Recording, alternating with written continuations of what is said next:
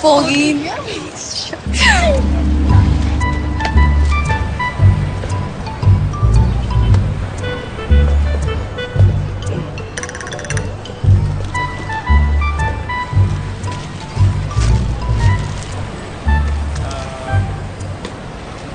Sir? Oh, yung tindera ng shop. Wala pa siya eh. Alam mo, may shop pa doon malapit sa kanto doon o kaya dyan sa kabila. Samahan pa kita, okay din dyan. Salamat. Hintayin ko na magbukas yung shop. Uy, Baste, ang aga mo ah. Ha? Eh, ang aga rin ng customer mo eh. Ay, sir. Naku, sorry, hindi kita nakita. Miss, may white roses kayo? Ito po. Thank you, ah. Paano, bukas ulit? Apo. Keep the change. Gary Bloom Bloom. Yabang nun, no? Inggit ka. Ako? Maiinggit?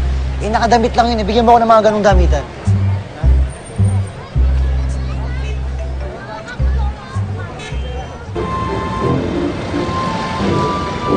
Sir, kumakain ka naman pala ng fishball. Huwag ka mag-alala, sir. Akin na to. Ako na bahala dyan. Libre ko na yan kasi suki naman kita eh. Sarap, no? Alam mo ba? Namiss ko nga kumain ito eh. Tagal ko nang di nag-fishball. Salamat, ah. Anyway, wag mo na akong tawagin, sir. Pwede bang Lorenzo na lang? Okay. Lorenzo. Alam mo, sir, ako kapag medyo nasistress sa tindahan, sa kulit ni Aling Fe sa dami ng bumibili, minsan dinadaan ko sa fishball. Kasi 'di ba, alam mo yun kapag may problema ka, tapos parang feel mo lang na mag-chill. Minsan mas okay yun para makapag-isip-isip.